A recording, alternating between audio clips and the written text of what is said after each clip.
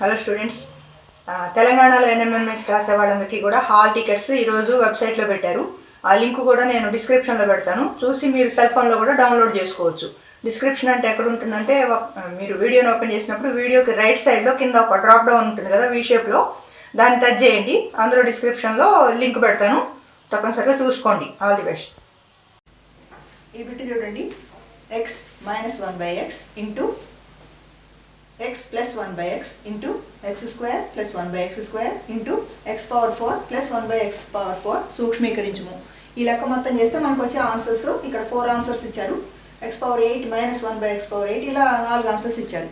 ఈ లెక్క చేయాలంటే ముందు ఇక్కడ మనకి చూడగానే ఈ మొదటి రెండు ద్విపదులు చూసినప్పుడు మీకు ఒక ప్రత్యేక లబ్దాల్లో a plus b whole square a minus b whole square తో పాటు ఇంకో సూత్రం తెలుసు మీకు. ఏంటది? a plus b into a minus b equal to a square minus b square అనే సూత్రం తెలిసి ఉండాలి మీకు. ఆల్రెడీ మీకు తెలుసు, a plus b into a minus b equal to a square minus b square. ఇదే సూత్రం మీద ఆధారపడి ఈ లెక్క మొత్తం మనం చేయాల్సి ఉంటుంది అనమాట. ఇక్కడ చూడండి, ఇది ఏ, మొదటి పదం ఏ అనుకోండి, రెండో పదం b అనుకోండి. b బదులు మనకు భిన్న రూపంలో ఉంది, ఎలా ఉన్నా మనకి ఇబ్బంది ఏం లేదు. ఇది a plus b రూపంలో ఉంది, ఇది a minus b రూపంలో ఉంది. ముందు ఈ రెండు ద్విపదుల్ని మనం సూక్ష్మీకరించినట్లయితే a plus b into a minus b equal to a square minus b square. a square అంటే మొదటి పదము హోల్ స్క్వేర్ అంటే x square minus b square అంటే రెండో పదము హోల్ స్క్వేర్. రెండో పదం ఏంటి? 1/xకి హోల్ స్క్వేర్ చేసినట్లయితే 1 స్క్వేర్ బై x స్క్వేర్ వస్తుంది. 1 స్క్వేర్ అంటే 1 కాబట్టి x స్క్వేర్ చేస్తే x స్క్వేర్. ఈ రెండింటిని సూక్ష్మీకరిస్తే ఇది వస్తుంది మనకి. తర్వాత ఇది x square plus 1/x square into x power 4 plus 1/x power 4. మళ్ళీ ఈ మొదటి రెండు ద్విపదుల్ని గమనించినట్లయితే ఇది a square plus x square plus 1/x square, ఇదేమో x square minus 1/x square. మొదటి పదాలు సమానంగా ఉన్నాయి, రెండో పదాలు సమానంగా ఉన్నాయి. ఇది a ప్లస్ b రూపంలో ఉంది, ఇది a మైనస్ b రూపంలో ఉంది కాబట్టి మళ్ళీ ఇదే సూత్రం. ఇది a plus b into a minus b equal to a square minus b square. a square అంటే ఏంటి? ఇక్కడ మొదటి పదం ఏముంది? x square whole square a square, ఇది మైనస్ b స్క్వేర్ అంటే b పదం ఏముంది? 1/x స్క్వేర్ ఉంది, ఈ మొత్తానికి హోల్ స్క్వేర్. ఇంతవరకు ఇప్పుడు మనం చేసాం. a square minus b square into ఇది అలాగే ఉంది, ఏం చేయలేదు ఇంకా దీన్ని. x power 4 plus 1/x power 4. ఇక్కడ చూడండి, ఘాతం అంటారు. a power m whole power n, a power mn అవుతుంది కదా, అంటే 2 2 4 అవుతుంది. x పవర్ 4 మైనస్ 1 స్క్వేర్, ఈ స్క్వేర్ అనేది లవానికి హారానికి రెండింటికి వర్తిస్తుంది. 1 స్క్వేర్ అంటే 1 by x square whole square అంటే మళ్ళీ ఘాతాన్ని వేసినట్లయితే x పవర్ 4 అవుతుంది into x power 4 plus 1/x power 4. మళ్ళీ రెండు ద్విపదుల్ని గమనించండి. మొదటి పదం x పవర్ 4, ఇక్కడ కూడా అదే ఉంది. రెండో పదం 1/x పవర్ 4, ఇక్కడ కూడా అదే ఉంది. అంటే ఇది a ప్లస్ b రూపంలో ఉంది, ఇది a మైనస్ b రూపంలో ఉంది. a plus b into a minus b అంటే a square minus b square కాబట్టి a స్క్వేర్ అంటే మొదటి పదము హోల్ స్క్వేర్. మొదటి పదం x పవర్ 4 ఉంది, a square minus b square అంటే రెండో పదము హోల్ స్క్వేర్. రెండో పదం x power 1/x power 4 whole square equal to, ఇక్కడ ఏమవుతుంది? ఇది ఘాతాన్ని వేసుకుంటే x పవర్ 8 మైనస్ 1 స్క్వేర్ అంటే 1 by x power 4 2 8, x power 8. x power 8 మైనస్ 1/x పవర్ 8. ఆన్సర్ ఫస్ట్లోనే ఉంది. ఇదంతా మీరు చేయాలంటే చాలా టైం పడుతుంది కాబట్టి మీరు జనరల్గా ముందే ఆలోచించుకోండి, మనసులోనే మీరు చేయొచ్చు. ఎలా? ఇక్కడ a plus b into a minus b కాబట్టి ఇది x ఉంది కాబట్టి a స్క్వేర్ అంటే x స్క్వేర్ పదాలు వస్తాయి. ఇక్కడ x square plus 1/x square వస్తుంది, ఊహించండి అంతే. ఇదే ఇక్కడ వస్తుంది, కాకపోతే ఇక్కడ ప్లస్ ఉంది, ఇక్కడ మైనస్ వస్తుంది. అప్పుడు మళ్ళీ ఇది a plus b into a minus b అనుకుంటే ఇది a plus b into a minus b, a square minus b square కాబట్టి ఇక్కడ x square whole square x power 4 వస్తుంది. అలాగే x power 4 minus 1/x power 4 వస్తుంది ఇక్కడ దాకా. మళ్ళీ ఇది x power 4 plus 1/x power 4, ఇక్కడ దాకా వచ్చింది x power 4 minus 1/x power 4. మళ్ళీ a square minus b square తీసుకున్నట్లయితే x పవర్ 4 హోల్ స్క్వేర్ వస్తుంది కాబట్టి x పవర్ 8 అవుతుంది. ఇదంతా చేయకుండా ఇదే మోడల్ లెక్కలు మీకు ఎన్ని ఇచ్చినా కానీ ఈ చివరి దాని స్క్వేర్ అనుకోండి. ఇప్పుడు అదే ఇక్కడ 16 ఇచ్చారనుకోండి, x power 16 plus 1/x power 16 ఇచ్చినట్లయితే ఆన్సర్ ఏమొస్తుంది? 16కి హోల్ స్క్వేర్ చేసినట్లయితే 16 2 32, x power 32 minus 1/x power 32 వస్తుంది అనమాట. ఇది ఊరికే మనసులో పెట్టుకోండి, లెక్క చేయొద్దు అసలు. ఇది ఏ ఆన్సర్ అవుతుంది అనమాట. రెండో బిట్ చూద్దాం. 2 power 4 plus 2 power 4 by 2 power minus 4 plus 2 power minus 4 యొక్క సూక్ష్మీకరించిన రూపం dash. Answers 2 power 4, 2 power 8, 2 power 12, 2 power 16.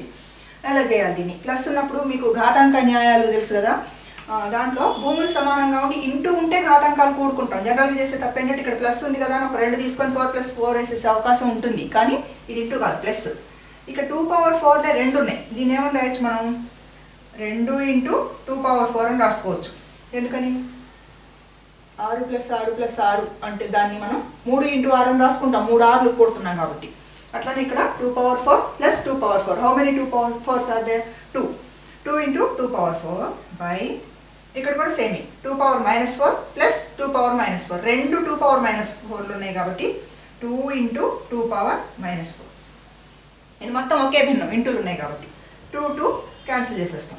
Equal to 2 power 4 by కింద 2 power minus 4 ఉంది, దీన్ని మనం పైకి తెచ్చుకున్నట్లయితే 2 power 4 అవుతుంది, అది కూడా ఇంటూ 2 power 4. ఇప్పుడు చూడండి భూములు సమానంగా ఉన్నాయి, ఇక్కడ బేసెస్ 2 ఈక్వల్గా ఉన్నప్పుడు ఎక్స్పోనెంట్స్ కూడతాం అన్నమాట. ఒక బేస్ తీసుకుంటాం, ఒక భూమి తీసుకొని 2 to the power 4 + 4 equal to 2 power 8. ఇది ఆన్సర్. ఇలాంటివి కొన్ని చిన్న చిన్న బిట్స్ మీరు ప్రాక్టీస్ చేయండి. ఇది ఆన్సర్ బి. మూడో బిట్ చూడండి. ఒక దీర్ఘచతురస్రం పొడవు వెడల్పుల నిష్పత్తి 5:3, దాని వైశాల్యం 3.75 హెక్టార్లు అయినా దాని పొడవు మీటర్లలో డాష్. 100, 150, 250, 200 నిష్పత్తి ఇచ్చారు. పొడవు వెడల్పు డైరెక్ట్గా ఇవ్వలేదు. దీర్ఘచతురస్రం పొడవు ఇష్టు వెడల్పు 5:3 అంటే ఇవి అసలు విలువలు కావు, ఈ వీటికి కొన్ని రెట్లు ఉంటాయి అసలు విలువలు. అందుకని మనం ఎన్ని రెట్లు ఉంది అనేది x అనుకున్నట్లయితే పొడవు 5x అనుకుంటాము, వెడల్పు 3x. తర్వాత మనకి ఇచ్చింది వైశాల్యం కాబట్టి వైశాల్యానికి సూత్రం రాసుకుంటాం. వైశాల్యం ఏంటి? పొడవు ఇంటూ వెడల్పు అంటే L × B అంటాం. పొడవు 5x ఇంటూ వెడల్పు 3x ఈక్వల్ ఎంత అవుతుంది? 5 × 3 = 15. x × x x². ఇన్ని చదరపు యూనిట్లు. కానీ అది ఎంతకు సమానం అని మనకి ఇచ్చారు? 3.75కి సమానం. 15x² ఈక్వల్ టు 3.75 హెక్టార్లు. మనకి పొడవు మీటర్లలో అడిగాడు కాబట్టి ఇక్కడ ఈ హెక్టార్లను మనం చదరపు మీటర్లలో మార్చుకున్నట్లయితే హెక్టార్ అంటే 10,000 చదరపు మీటర్లు. ఒక హెక్టార్ ఈక్వల్ టు 10,000 చదరపు మీటర్లు. ఇప్పుడు మనకి 3.75 హెక్టార్లు ఉన్నాయి కాబట్టి 3.75 హెక్టార్లని మనం 10,000తో వేసినట్లయితే ఇక్కడ పాయింట్ తర్వాత 2 స్థానాలు ఉన్నాయి కాబట్టి ఈ పాయింట్ తర్వాత ఉన్న ఈ 2 స్థానాలు పోతాయి, ఈ 2 సున్నాలు దీని పక్కకు వస్తాయి అన్నమాట. అప్పుడు ఏమవుతుంది? అది 375 పక్కన 2 సున్నాలు, ఇన్ని చదరపు మీటర్. 15x² ఈక్వల్ టు ఇది 37,500. మళ్ళీ విడిగా రాస్తా చూడండి. 15x² equal to 37,500. మనం x² ఇక్కడే ఉంచి 15ని ట్రాన్స్పోజిషన్ చేసినట్టు తరలింపు చేసినట్లయితే 37,500 RHSలో ఉంది. ఇది ఇంటూ హెచ్ వేస్తే రాసిన అవతలు తీసుకెళ్ళినట్లయితే అది భాగిస్తుంది బై 15. ఎన్నిసార్లు పోతుంది 15? ఇందులో 37లో 15 2 30, 75 ఉంటుంది. 15 5 75 పక్కన 2 సున్నాలు వస్తాయి. x² విలువ మరి మనకి ఎక్సే కావాలి కాబట్టి x ఈక్వల్ టు స్క్వేర్ని తరలించినట్లయితే స్క్వేర్ రూట్ అవుతుంది కాబట్టి స్క్వేర్ రూట్ ఆఫ్ 2500. 2500కి square root 50. x equal to 50 వచ్చింది మనకి. అంటే ఈ దీని విలువ వచ్చింది అనమాట. మనకు కావాల్సింది ఏంటి? పొడవు అడిగారు. పొడవు మనం 5x అనుకున్నాం కాబట్టి పొడవు 5x. 5x అంటే 5 × x. x బదులు ఎంత రాసుకుంటాం? x మనకి 50 వచ్చింది. ఇప్పుడు 5 50, 5 5 25 పక్కన 0. ఇన్ని మీటర్లు. మీటర్లలో ఎందుకు వచ్చింది? ఆల్రెడీ మనం చదరపు మీటర్లలోకి వైశాల్యాన్ని మార్చుకున్నాం కాబట్టి ఇదనమాట. ఇప్పుడు ఈ ఆన్సర్ మనకి ఇది అవుతుంది. ఇదంతా మీరు లెక్కగా చేస్తే చాలా టైం పడుతుంది. కొంచెం షార్ట్ కట్లో వైశాల్యము ఈక్వల్ టు పొడవు ఇంటి వెడల్పు ఇదంతా ఏం రాయొద్దు. జస్ట్ మీరు చూడగానే ఇది 5x అనుకోండి, ఇది 3x అనుకోండి. 5 × 3 15x² రాసేసుకోండి డైరెక్ట్గా. ఇక్కడ 15x² ఇది ఈక్వల్ టు 3.75 హెక్టార్ రాసుకోండి. 10,000తో హెచ్ వేసినప్పుడు 10,000లో 4 సున్నాలు ఉన్నాయి.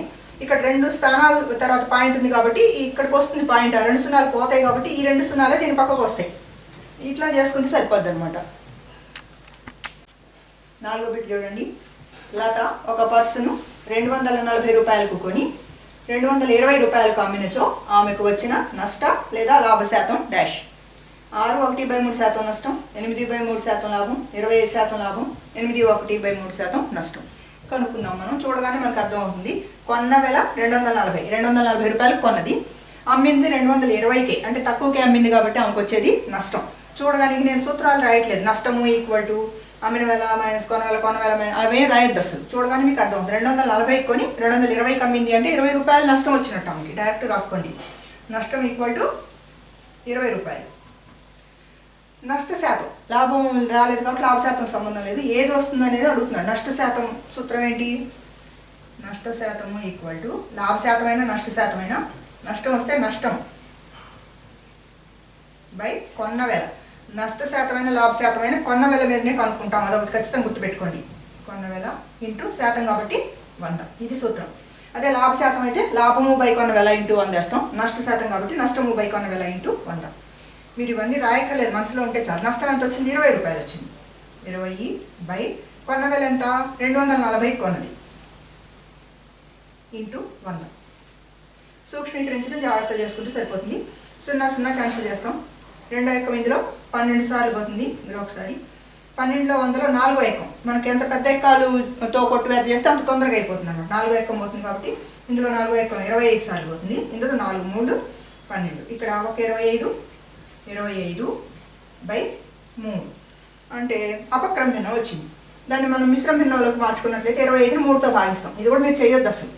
3 8 24, శేషం 1 వచ్చింది. మనం ఇట్లా రాస్తాం మిశ్రమ భిన్నంగా. 8 1/3. సరే, ఏంటిది? నష్ట శాతం. ఆన్సర్స్లో జాగ్రత్త చూసుకోండి. 8/3 ఇది చూడగానే 8/3 అని పెట్టేయకండి.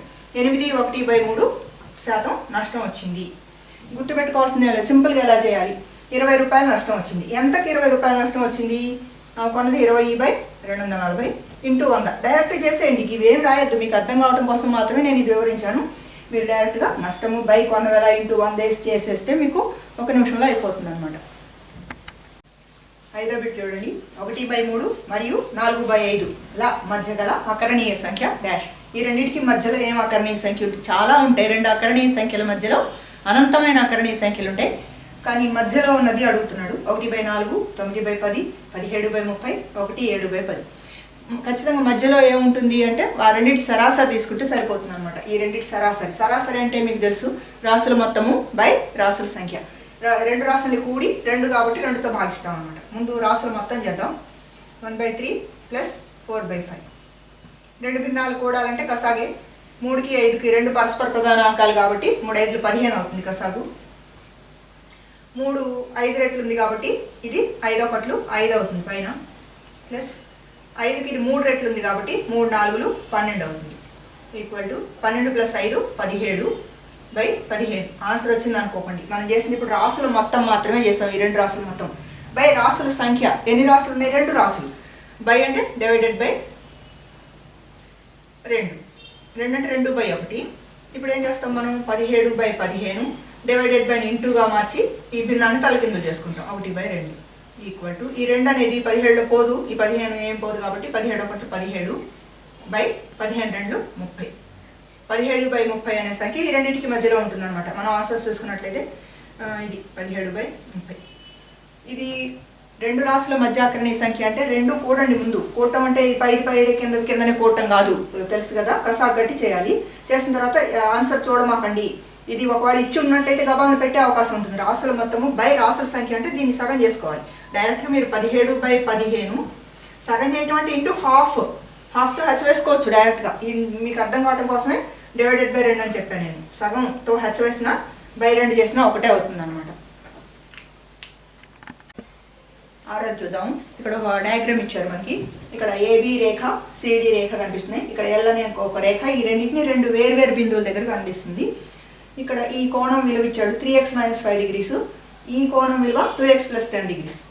ఏమి ఇస్తున్నారు సమాచారం? ప్రక్కపటంలో AB is parallel to CD, అంటే ఇవి రెండు సమాంతరంగా ఉన్నాయి. ఏబి రేఖకి సిడి రేఖ సమాంతరంగా ఉంది. అయినా ఎక్స్ విలువ అడుగుతున్నారు. ఎక్స్ విలువ 25, 35 డిగ్రీలు, 45 డిగ్రీలు, 55 డిగ్రీలు మనం అనుకోవాలి. మనకి ఇచ్చిన కోణాలు మీరు గమనించినట్లయితే ఇవి రెండు సమాంతర రేఖలు అని చెప్పుకుంటున్నాము. సమాంతర రేఖల్ని రెండు వేర్వేరు బిందువుల దగ్గర ఖండించే రేఖని తిర్యక్ రేఖ అంటాం. ఈ తిర్యక్ రేఖకి ఇవి రెండు కూడా ఒకే వైపున ఉన్నాయి.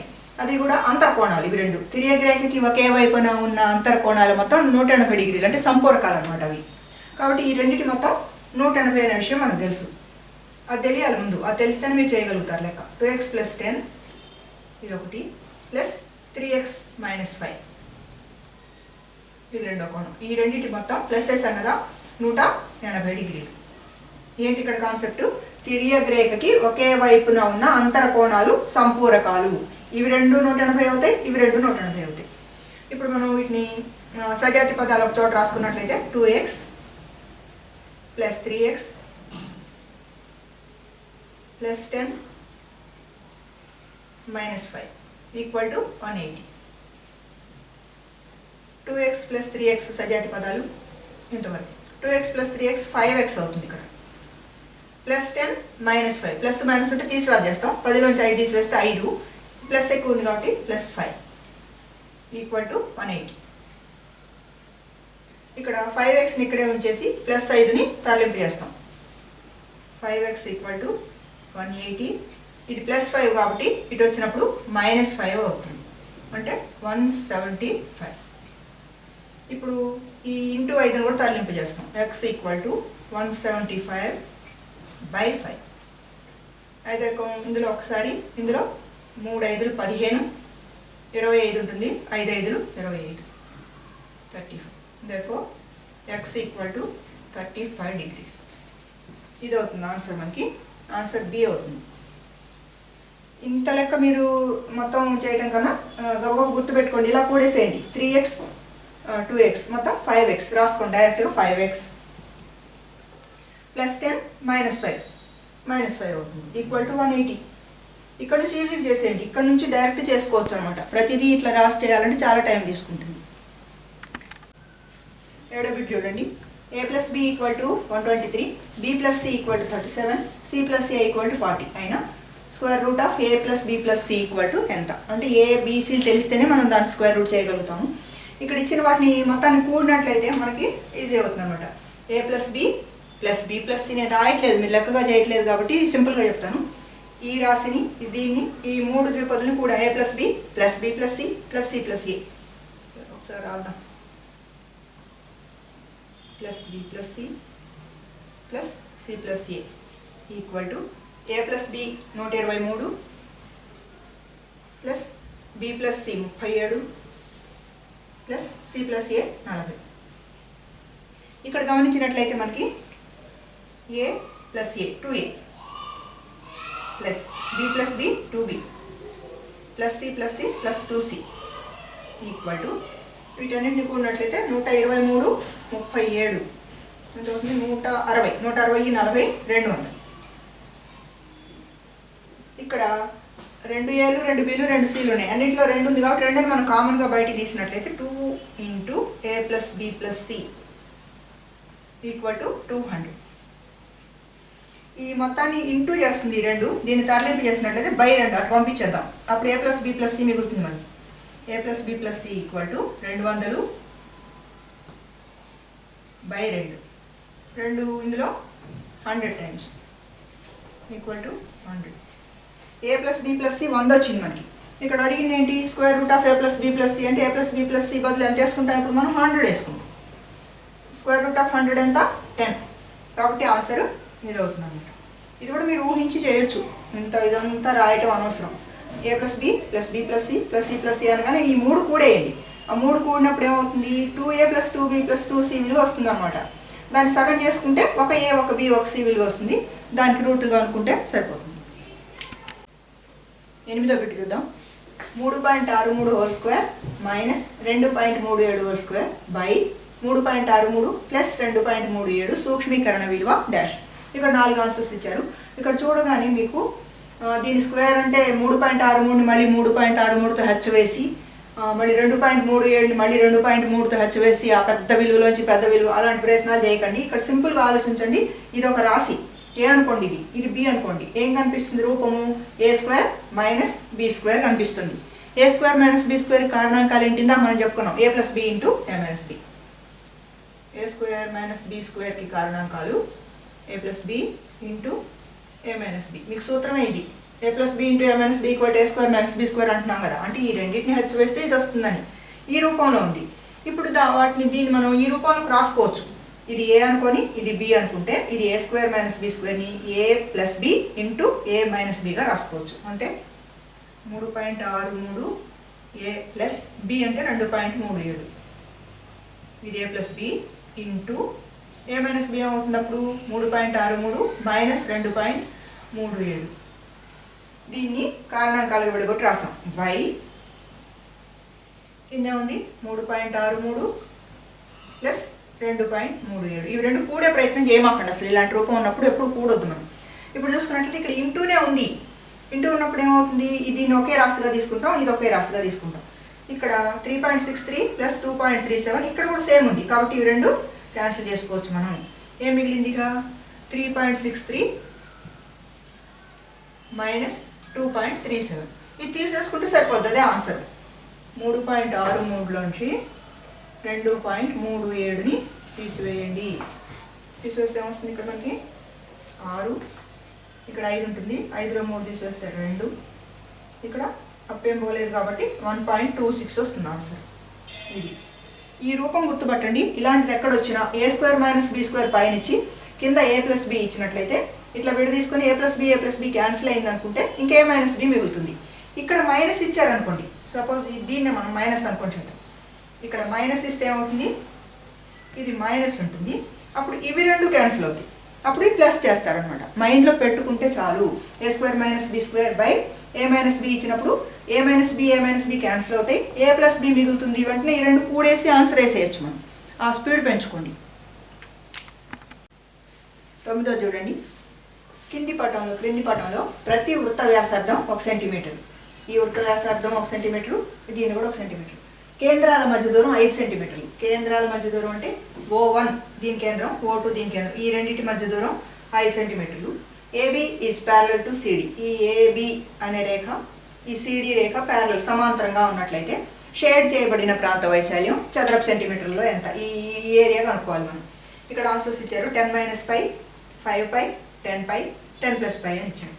ఈ షేడ్ చేయబడిన ప్రాంతం ఎక్కడుంది ఆలోచించండి. ఇక్కడ మనం ఈ వ్యాసం తీసుకున్నట్లయితే ఈ వ్యాసాలతో కలుపుకొని ఈ ఆకారం వరకు చూసినట్లయితే మనకి దీర్ఘచతురస్రాకారంలో కనిపిస్తుంది. ఈ దీర్ఘచతురస్ర వైశాల్యం కనుక్కొని అందులోంచి ఈ భాగం తీసేసినట్లయితే మనకి షేడ్ చేయబడిన భాగం వైశాల్యం వస్తుంది అనమాట. దీర్ఘచతురస్ర వైశాల్యం ABCD దీర్ఘచతురస్ర వైశాల్యం ఏమవుతుంది ముందు?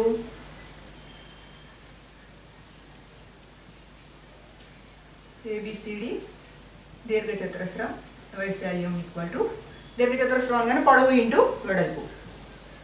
ఇవన్నీ మీరు పరీక్షలో రాయొద్దు. పొడవు ఇంటూ వెడల్పు. పొడవు ఎంత ఉంది ఇక్కడ? 5 సెంటీమీటర్లు ఉంది.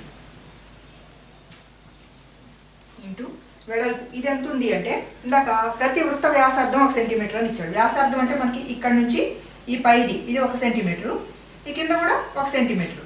కాబట్టి ఈ మొత్తం AD పొడవు 2 సెంటీమీటర్లు అవుతుంది అనమాట. ఈ ABCD దీర్ఘచతురస్రంలో ఈ AB కానీ DC కానీ 5 సెంటీమీటర్లు ఉంది, పొడవుగా తీసుకున్నాం. ఈ వెడల్పు 2 సెంటీమీటర్లు అవుతుంది. 5 × 2 5 × 2 10 చదరపు సెంటీమీటర్లు అవుతుంది. ఏది? ఈ మొత్తం దీర్ఘచతురస్ర వైశాల్యం. దాంట్లోంచి మనకి షేడెడ్ వరకే కావాలి. ఈ రెండు అర్ధవృత్తాలు అవసరం లేదు. ఇక్కడ చూసినట్లయితే మీరు ఇదొక అర్ధవృత్తం, ఇదొక అర్ధవృత్తం. ఈ రెండు అర్ధవృత్తాలు కలిస్తే పూర్తి వృత్తం అవుతుంది కదా.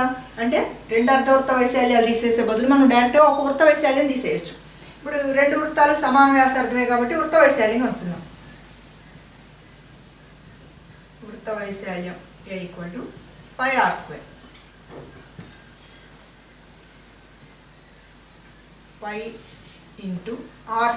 r ఎంత ఉంది మనకి? 1 ఉంది. 1² అంటే 1 = π. వృత్త వైశాల్యం π అంటే ఈ అర్ధవృత్తము ప్లస్ ఈ అర్ధవృత్తము కలిపి ఒక వృత్తం అనుకుంటున్నాం. ఆ వృత్త వైశాల్యం π వచ్చింది. అంటే ఆ పైని తీసివేస్తే సరిపోద్ది. ఈ దీర్ఘచతురస్ర వైశాల్యం 10 వచ్చింది. ఈ రెండింటి ముక్కలు కలిపి పై వచ్చింది కాబట్టి షేడ్ చేయబడిన ప్రాంత వైశాల్యం ఎంత అవుతుంది అప్పుడు? షేడ్ వైశాల్యం ఈక్వల్ టు మొత్తం వైశాల్యం 10 మైనస్ ఈ రెండు అర్ధవృత్తాలు కలిపి పై. కాబట్టి షేడ్ చేయబడిన ప్రాంత వైశాల్యం 10 మైనస్ పై అవుతుంది అనమాట. ఫస్ట్లోనే ఉంది ఆన్సర్. 10వ బిట్ చూడండి. క్రింది వానిలో పైథాగోరియన్ త్రికం డాష్. పైథాగోరియన్ త్రికం ఏదో మనం కనుక్కోవాలి. వీటిలో ఇక్కడ విలువలు ఇచ్చారు. అసలు పైథాగరస్ సిద్ధాంతం ఏంటో ఒకసారి చూద్దాం ముందు. ఇది లంబకోణ త్రిభుజానికి వర్తించేది. లంబకోణ త్రిభుజం ఉంది అనుకున్నట్లయితే ఇది లంబకోణం. లంబకోణానికి ఎదురుగా ఉన్న ఇది కర్ణం. ఈ శీర్షాలతో కూడా సూచిస్తారు. ఈ భుజాల్ని ఈ ఏ శీర్షం క్యాపిటల్ ఏని స్మాల్ ఏతో సూచించవచ్చు. ఈ బికి ఎదురుగా ఉన్న ఈ ఏసీ భుజాన్ని స్మాల్ బితో సూచిస్తారు. ఈ సికి ఎదురుగా ఉన్న ఏబి భుజాన్ని స్మాల్ సితో సూచిస్తారు. ఏంటి పైథాగరస్ సిద్ధాంతం? సింపుల్గా చెప్పుకున్నట్లయితే కర్ణము స్క్వేర్ ఈక్వల్ టు భుజము స్క్వేర్ ప్లస్ భుజము స్క్వేర్.